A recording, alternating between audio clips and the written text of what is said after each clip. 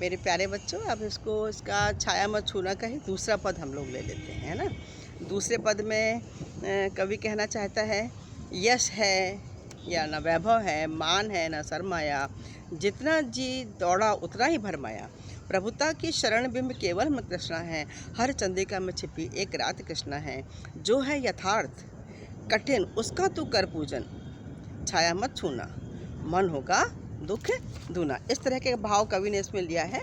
अब यहाँ पर भी यश है ना वैभव है, मान है ना शर्म है।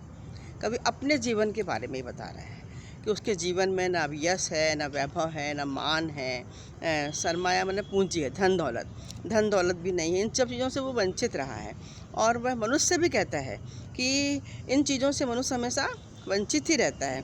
वो कहता है तुम जितना इनके पीछे दौड़ोगे, जितना ही तू दौड़ा उतना भरमा, जितना ही इन चीज़ों को पाने के लिए तू दौड़ेगा, इनको पाने के लिए, उतना ही तुझे ये चीज़ें भ्रमित करती रहेंगी। ये प्रभुता की शरण बिंद केवल एक मृत तृष्णा है। बड़े बनने की इच्छा, बड़प्पन को पाने की जो एक महत्वाकांक्षा से भी ऊपर की जो इच्छा है, अति महत्वाकांक्षी जो इच्छा है, वो आपके लिए मृत तृष्णा के समान है। मृत तृष्णा के लिए कहते हैं कि हिरण तृष्णा कभी समाप्त नहीं होती। और जैसे कि जब हम चिलचिलाते धूप में जाते हैं ना, तो हम दूर तो पानी का एहसास होता है, और पर जब हम वहाँ तक पहुँचते हैं तो मात्र सूर्य की किरणें रहती, वहाँ पर धूप पानी नहीं रहता है। तो ऐसा ही मन भ्रमित होता रहता है। तो यदि हम प्रभुता के पीछे ज़्यादा दौड़ेंगे, प्रभुता को प्राप्त करना चाहेंगे, तो उसकी वो एक छाया की तरह है, बिंब मन छाया, और मृत तृष्णा है, भ्रमित करने वाली स्थिति है। भ्रम में मनुष्य फंसता रहता है और उसे कुछ प्राप्त नहीं होता। हर चंद्रिका में छिपी एक रात कृष्ण है।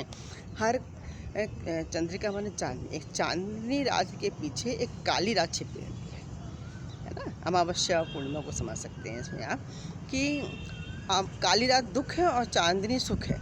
तो सुख दुख जीवन के दो गहरे पहलू हैं जो आगे पीछे आते रहते हैं, और कि प्रकृति का भी नियम है कि हर काली रात के पीछे एक चांदनी की रात छिपी होती है। उसी प्रकार संसार के जो सुख दुख हैं वो चकाचौंध करते रहते हैं, और उस चकाचौंध में मनुष्य को भ्रमित करते रहते हैं, अपने में भरमाते रहते हैं। और कवि कहता है कि हमको उनको पाने के लिए उस कल्पना लोक में जाने की ज़रूरत नहीं है। जो है यथार्थ माने वर्तमान, कठिन उसका तू कर पूजन। वर्तमान में जो सच है, जो यथार्थ है, उसका तू पूजन कर, मतलब उसका तू सम्मान कर, अपने वर्तमान का ही तू सम्मान कर। वास्तव में वही जीवन का सत्य है।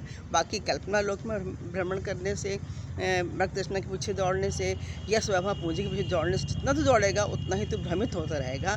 वास्तव में तू उसे प्राप्त नहीं कर पाया, क्योंकि छाया की तरह है और छाया को हम पकड़ नहीं सकते हैं। तो ऐसा इसमें भाव शाब्दिक अर्थ है। और खड़ी बोली है, शब्द चयन सटीक हैं, तत्वों की अधिकता है, अलंकारों को आप अपने अनुसार छांट सकते हैं उसमें। ठीक है, आपको समझ में आ गया है तो लाइक करें, शेयर करें और सब्सक्राइब। थैंक यू मेरे प्यारे बच्चों।